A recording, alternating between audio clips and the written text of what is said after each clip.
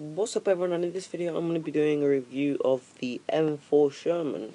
So the reason I'm doing one of the M4 is because I was asked to do it, and I thought that I should actually start doing reviews of lower tier tanks as well, because I know I have viewers that are obviously new to the game, so I want to review tanks that they could get first.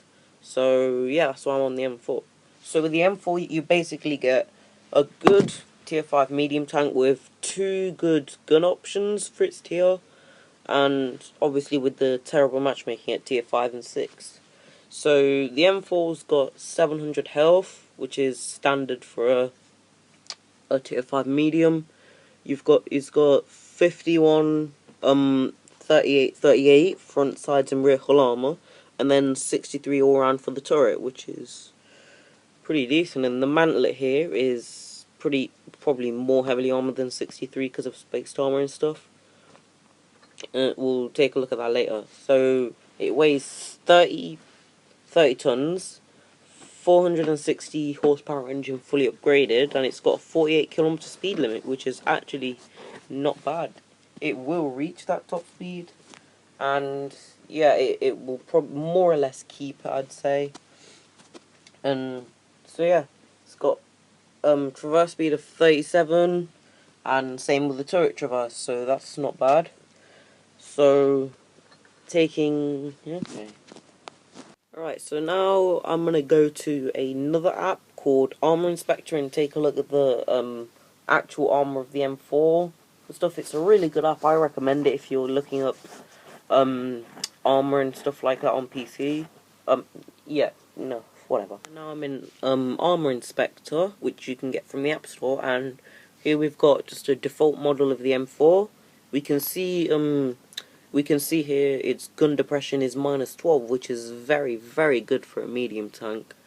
And, well, this is just turret, stuff like that. So, no, that's not it. So we're gonna flash up the collision model, and here you can see, you've got filters here for primary armor, so we can see the spaced armor.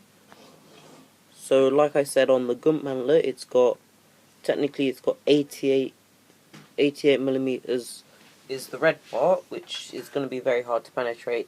The yellow part is 44, so it's got 44 kind of a border, and then 88 is the actual spaced armor. And this little bit here is just protecting the gun, I guess. It's 25 millimeters, so that's not bad. So what are the weak spots going to be on an M4 if it's hull downs? Well, you've got these cupolas right here, and this one's 38 millimeters thick, and both of them are actually, and yeah, that's an observational device. And if you're looking at it frontally, and it's very hard to penetrate, obviously these two little patches on the front plate here, 25 millimeters thick each, so I don't know what that is, but that's probably going to be hard to penetrate due to the slope. So going on to... Right, so this is probably the best thing I like about Armor Inspector, and it flashes up kind of like an armor penetration model. So you can choose here what gun's firing at you, so I'll just select your usual tier 5 medium tank gun. Let's see, probably, these are PC stats by the way, so get the M4, probably the 76mm, and you can see at different angles that the colour changes when you so looking at the side here, this would, it turns red at the side because that's very hard to penetrate, and see if you tap it, it says penetration chance 0. It will show you the effective armor as well if you tap on it. So effective armor, the lower front plate is 56 when I angle it. Yeah, around about 56, 58. Here it's 111, and if you're looking down at the turret, it's 88, and you've got the cheeks there, around 140, 105, I guess. This distance thing where you can slide it up and it will still tell you how how much you can actually penetrate. So you can see, like, on the model, the colour changes as I slide it up, mainly the tracks and the gun mantlet. So there's also show, obviously, module damage and stuff. And you can choose which shell you're firing it at. So you've got AP, APCR, and HE. So HE is kind of a different because, well, so 0% chance, and then here it's orange, so it'll probably be, yeah, 100%, I guess. So maybe we should get, like, another gun up. I don't know, probably. So we can see here, if I'm using the T28's 57mm gun, if I angle the M4 a bit, it will, like this, it will be difficult to penetrate due to its penetration. And say if I want to go 500 meters away, if I can, yep. So yeah, it gets harder to penetrate. Obviously, the further away you are from the tank, but not by much. I say. So you can still penetrate easily the lower front plate, and so probably tier 4 is probably the best you're gonna face at this, and they'll easily have a chance of penetrating you. So yeah. Okay, so there was a new thing introduced in 1.5, and that's crew skills. So obviously for a medium tank, I definitely recommend training Mentor first. If you have 100% crew, definitely train Mentor first, because these crew skills, when they're activated, they will apply to all tanks instead of just mediums. So I'd train Mentor first, and then probably Smooth Ride, as it applies to all medium tanks. Either Smooth, Search, Reverse, or Rage next, and then last probably Penetration Boost, because I really don't like the ones that have a chance, because I prefer things that are guaranteed to help you out instead of have a chance. So yeah, that's why I put Penetration Boost last. So yeah, I guess, because Mentor increases obviously the crew skills, which is really what you need. It's pretty big. It increases the crew skills, which is absolutely amazing. So it helps out for crew skills on all your tanks. It trains them when you the main qualification, and it's just all around a great skill.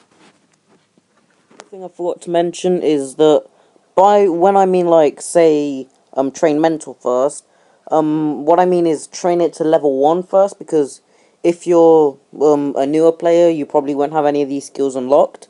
So you're going to be driving a medium tank, which is the M4 basically, and all of the medium tanks past that, before that. So what you want to do, train, I forgot what it was. It was Mentor first to level 1, so that means it's activated, and then the others that I said in the order that I said. So it's really a bad idea to just focus on Mentor, because you don't really want to have just one skill really good, but you want to have all of your skills activated, as they benefit all of your tanks. So Mentor it would be a huge benefit to crew experience, but then you haven't got all of the others unlocked, which could really help out. So you've got Smooth Ride here and stuff like this. Could prevent you from getting circled by medium tanks.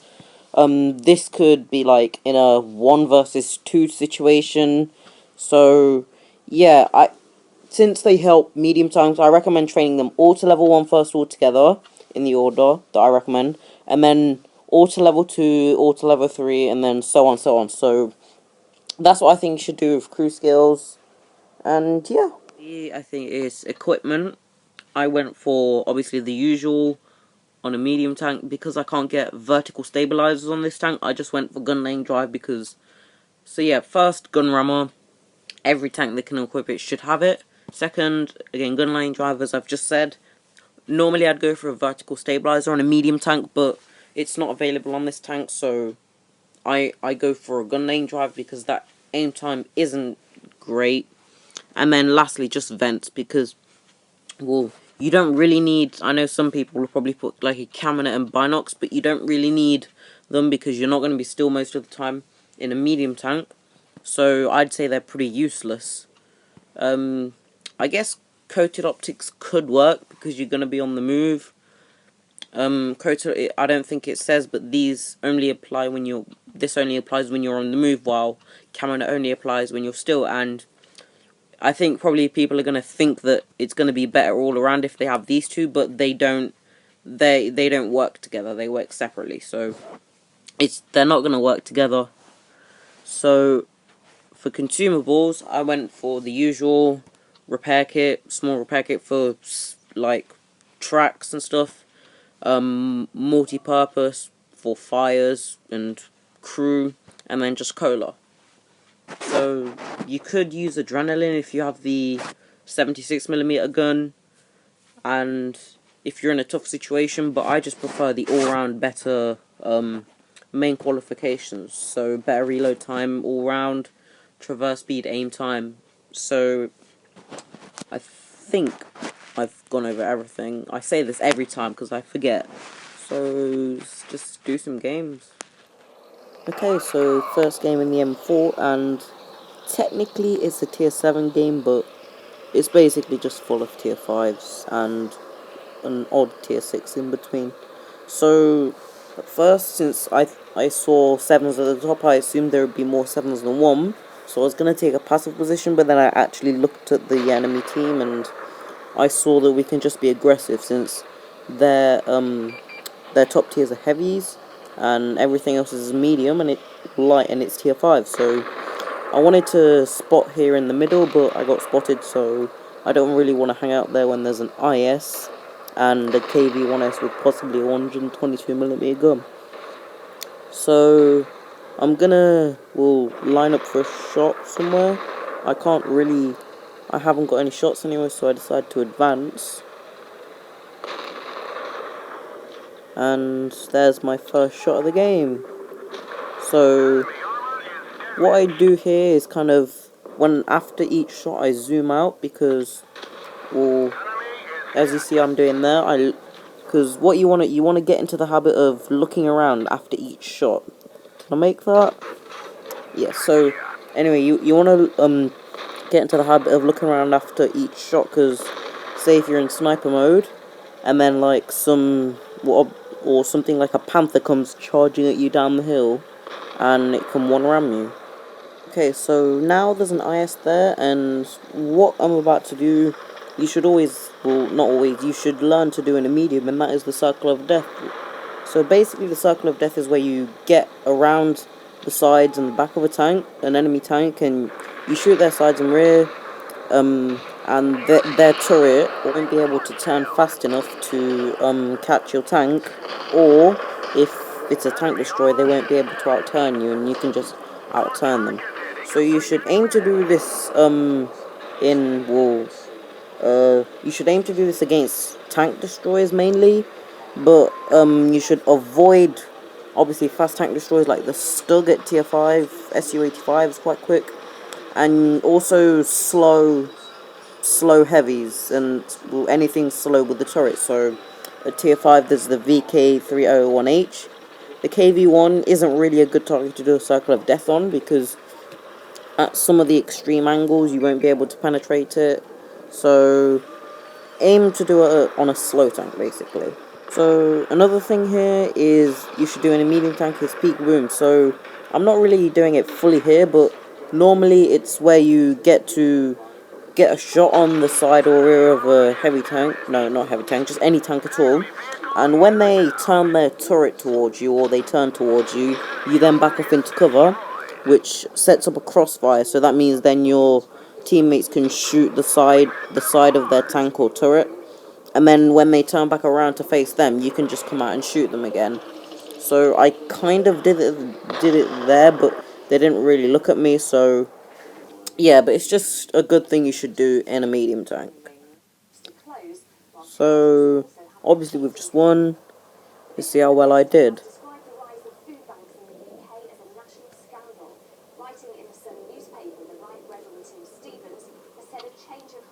Okay, so turns out we did the second highest damage out of anyone in this match. So 1572 is actually very good for a tier 5 medium tank, but under the situations we basically had a lot of shots. We had a circle of death, we had a lot of shots at the end as well, and only the Panther actually did more damage than us, but that thing has a fast firing gun, so yeah, we know how that's going to turn out. So 8 shots fired, 8 hit, 8 penetrated, which isn't bad. Well, it's obviously not bad, it's great. So you know, like, the accuracy of the M4, it's very bad, so it's good that we hit all the shots, especially that one on, I don't know, some British tank. Overall, it was a pretty good game, in basically a tier 5 match, and technically a tier 7. Okay, so next game, and surprisingly, it's a tier 5 game. So here I'm looking around to see where my team will go, so as this is the lower tiers, it's kind of unpredictable. So I'm heading to where mediums would normally go, but then I see everyone else is heading over there as well. And it's just the Hetzer that needs help, but I get confused about where to go. I think about going down below, but then I decide the Hetzer needs help. So the reason I was thinking that is because, like, tanks like the KV-1, which will obviously kill a Hetzer, but I have to help him out and take the hits. Well, yeah, I just have to help him out, basically. And hopefully I can kill him. Oh, so there he is. I'm spotted, and I'm actually really concerned about any mediums that are going to be on the other side, but at the same time, I want to keep stay in cover from the KV-1, and we can see he fired there. And since he's got 720 health, we know he's using the stock turret, so he won't have the 85mm gun, but he'll have the 57mm most likely. And since the other tanks on the other side haven't spotted anything, it's likely that they're either they're either camping or they're on this flank with us. And we can see an M3 Lee's turret, yeah, that turret thing, so we just continually put shots into that. And this is kind of like the peekaboo thing I was talking about earlier, but it's good that this KV-1 came to help out. And now I've got a shot on a T-28, but I get shot by a tank. I quickly take a shot at the Stug, and we can see a Crusader there. So I'm hull down, I put a shot into him. I move my turret so that I can make myself harder to hit, and then only come back out when he fired. But I can see a Covenanter there, and I just put a shot into him. He then starts moving, so I try to interpret his location, take a blind shot, but unfortunately it missed. So that Covenanter gets spotted again. I wait for him because I don't really want to be aiming at his sides at an extreme angle, and again he disappears. I interpret his location, and this time actually make the blind shot. So I see here the KV-1's decimated everyone else, so it's time to advance. Look for more shots, and there's one on the T-28 right here. I put a shot into him, I'm hull down again, so it will be very difficult for him to penetrate me, and now it's just a matter of finishing him off. So there's that Covenanter again. I try to aim, but he kills himself, which is nice. And Crusader's trying to make a run. I decide to go down after him, and then I lose a lot of health and obviously take my tracks off from the hill. But since I've got that repair skill, I can get my tracks back up really quickly and pursue this Crusader. So I saw that I put myself in a dangerous spot there, obviously, so I lost a lot of health. He has a fast rate of fire. I thought he'd kill me, so I went into a side scraping position, and yeah. So now it's basically just a matter of hunting the Stug, and whoever basically is first come first serve, but I think the Stug is going to get it, and any minute now, yep, he does. So that's game over.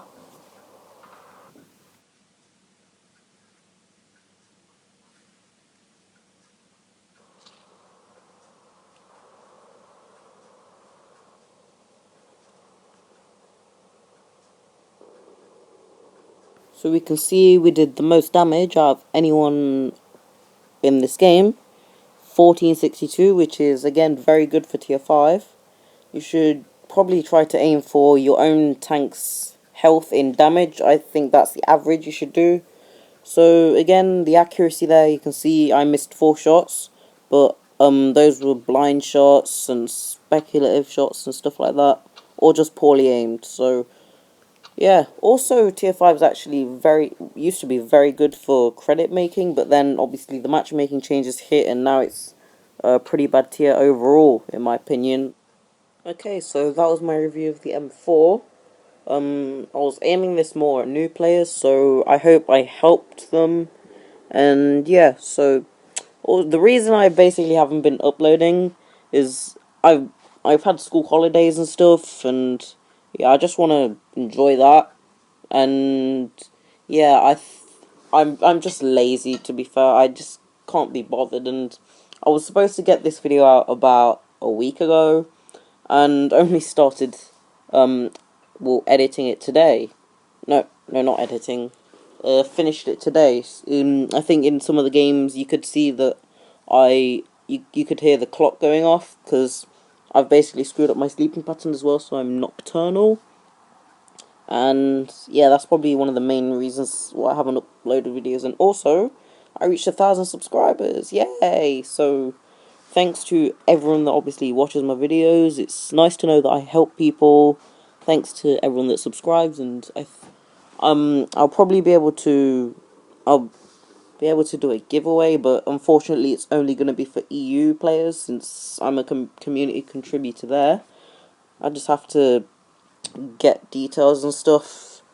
So yeah, if you're on EU, then soon may be a lucky day, I guess, because you probably have a chance to win prizes. Also, there's been the new premium tank, the Ag Tiger 888 come out, and obviously I'm probably gonna get asked if I can do a review on that, and again, probably not, because I don't have money and stuff like that.